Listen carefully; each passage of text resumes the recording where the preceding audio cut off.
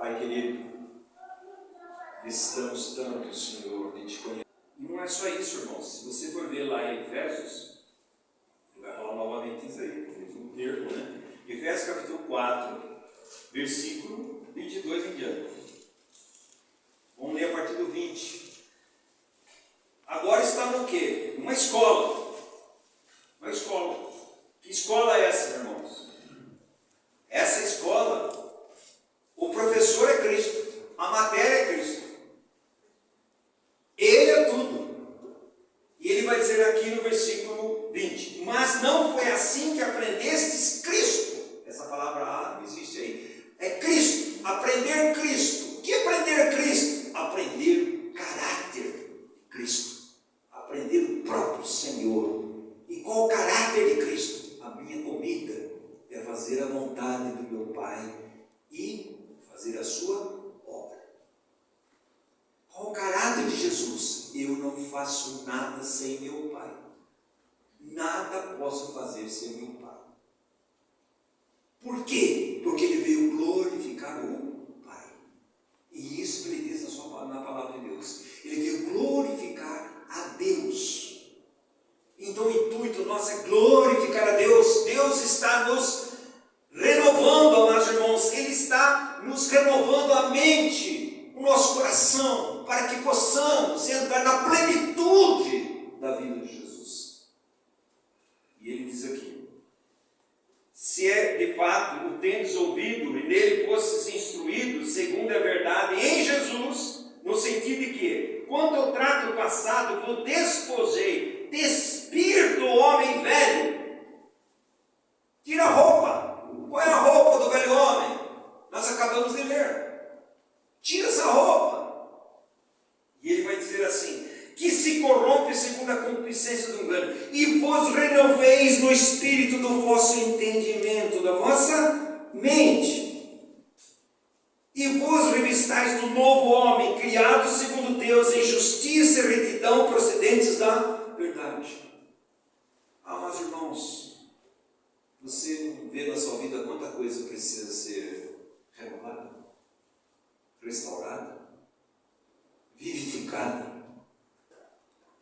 Quanta coisa, irmãos. Mas, do mesmo modo que a nossa fé é tão pequena em confiar em Deus, nas suas promessas, a nossa fé é tão pequena em confiar em Deus, que começou a boa obra, vai aperfeiçoá-la até a vida de Jesus. Mas eu e você, nós temos que ser que nem um barro na mão do oleiro. Deixe o oleiro colocar as mãos. E Deus coloca as suas mãos e Ele coloca a água. A água é a palavra de Deus que vai nos purificando e moldando a imagem do pensamento do oleiro. Você vê o vaso, está na mente do oleiro. Que vaso que ele vai fazer? Do jeito que ele quiser. Mas o que há em nós? A resistência nossa diante daquilo que Deus quer fazer. Porque nós não queremos perder a autonomia e nós não queremos perder o trono do nosso eu. Mas a palavra de Deus diz para mim e para você: se alguém quiser vir após mim, negue-se você. Tome a sua cruz. Não é cruz.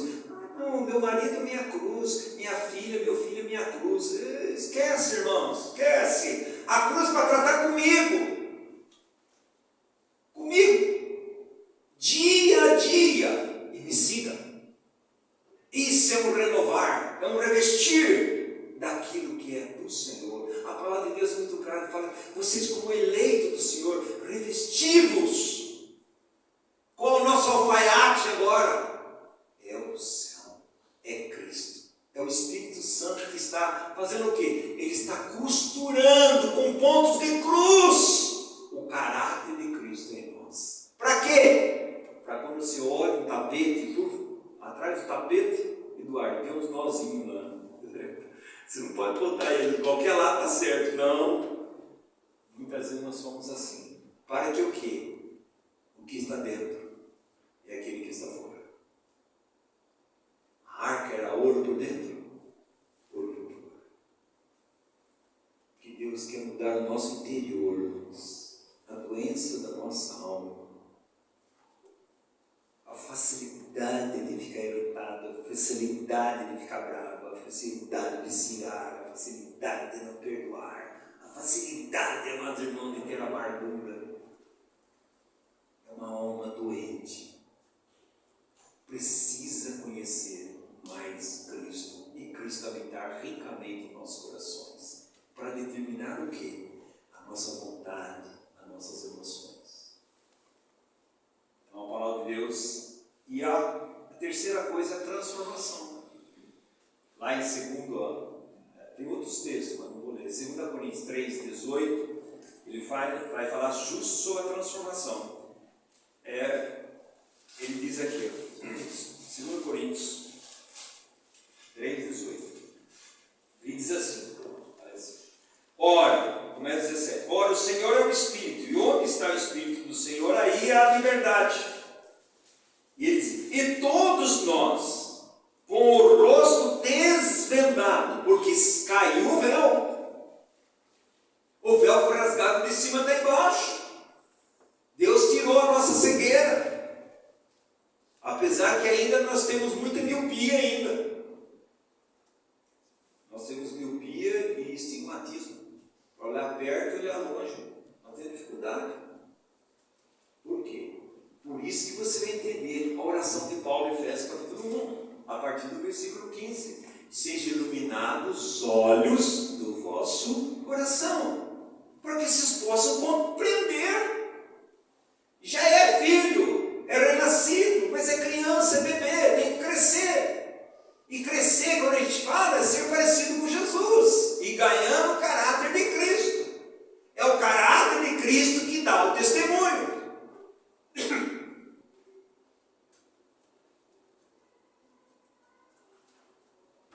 Ele diz assim, como nós com o rosto desvendado, contemplando ou refletindo, como por espelho, a glória do Senhor, somos transformados de glória em glória na sua própria imagem, parecidos com Cristo, pelo Senhor, pelo Espírito Santo de Deus. É isso que Deus está fazendo na minha vida e sua vida, irmãos. O que Cristo está fazendo afinal de contas? Jesus está restaurando a beleza da sua igreja, a noiva. Jesus está restaurando a beleza da sua igreja. Qual é a vestimenta da igreja? O próprio Jesus. A roupa de Jesus. O caráter de Jesus. A justiça de Jesus. A bondade de Jesus. Você vê a bem-aventurança. A bem-aventurança, toda aquela bem-aventurança está falando de Cristo, é o caráter de Cristo. Mas ele está dizendo que nós seremos felizes se nós estivermos ganhando o caráter de Cristo. Nós teremos galardão se quando nos perseguirem e falarem mal contra nós, nós glorificarmos a Deus. Falar, Senhor, obrigado, Senhor, porque o teu nome que está aí. Está vendo? Bem-aventurança, irmãos, é o caráter de Jesus. Ele é o pacificador, o misericordioso, Ele que é manso, Ele que é tudo. Mas Deus quer fazer de mim e de você a mesma coisa. Tanto é que Ele fala para aqueles que receberam Jesus, Mateus 11, versículo 28, vinde a mim todos estáis cansados, sobrecarregados, eu vos salvarei. Depois Ele diz assim, tomai sobre vós o meu jugo. O jugo de Jesus é a vontade dele. E aprendei de mim, que eu sou manso e humilde de coração, e tereis descanso para vós. Vamos aprender com quem, irmãos? João vai explicar isso, vai dizer assim, olha, Jesus é a videira verdadeira, vocês são os ramos, você tem que permanecer em mim. Se você permanece na minha palavra, se você permanece em mim, permanece no meu amor, você vai dar muito fruto. E o Pai vai ser glorificado. Esse é um testemunho. Nós precisamos aprender, amados irmãos, caminhar um pouco mais dentro da presença de Deus em nossas vidas. Nós precisamos. Eu preciso, você precisa. Afinal de contas, o que é Cristo habitando em nós? Tem um pouquinho de paciência. Vou passar um pouquinho, irmãos. O que é Cristo habitando em nossos corações, afinal de contas? E por que Cristo precisa habitar no meu coração? Ele habita no meu espírito. habita. Se você não tem o Espírito Santo, você não é filho. E os nossos corações? Por que ele vai dizer que tem que habitar nos nossos corações? A palavra de Deus é claro sobre isso aí. Porque os corações, amados irmãos, é a fonte de vida. É do coração que procede o quê? Tudo que não presta. É do coração. Guarda, Senhor, o meu coração, para eu não pecar contra ti. Guardei a tua palavra no meu coração, para eu não pecar contra ti. Aonde está o teu tesouro? Está o teu coração. Esse povo honra-me com os seus lábios, mas o seu coração está longe de mim. E olha que a palavra de Deus diz, amados irmãos, afinal de contas, o que é ter Jesus no coração? Uma das orações de Paulo. A primeira oração de Paulo é por visão. Ilumina nossos olhos. É visão espiritual. Olha o que Cristo fez. Efésios 1, do 3 ao 14, amados irmãos, é um fôlego só. Porque é uma doxologia. Paulo está extasiado com aquilo maravilhoso que Cristo fez. Aí ele para e diz assim: olha, irmãos, eu estou orando por vocês. Vocês precisam que o seu coração ganhe iluminação, ganhe visão do que Cristo fez naquela cruz. Visão do chamado de Deus, da herança de Deus. Visão do poder de Deus, da sua ressurreição. Vocês precisam ganhar essa visão. Quando você vai no capítulo 3, não é visão mais, é conformação. Vamos lá, Efésios capítulo 3. Ele já diz aqui no capítulo 3, a partir do versículo 17. E diz assim, está falando para a igreja, para irmãos. E assim habite Cristo no vosso coração, pela fé, estando vós enraigados, alicerçados em amor, a fim de poderdes compreender com todos os santos. Amados irmãos, prestem atenção, nunca haverá nessa terra alguém que preenche todos os requisitos. Toda vez que a Bíblia diz sobre um testemunho real, é individual, mas é corporativo. Corporativo. Quando ele fala da igreja adornada, ele está falando de coisa corporativa. Por isso, a medida que Deus deu para você, a medida que Deus deu para você, a medida que Deus deu para você, veste. Para você deu uma blusa, para você deu uma luva, deu um sapato, deu não sei o que, figurado. Quando você coloca cada um no lugar, a igreja está adornando.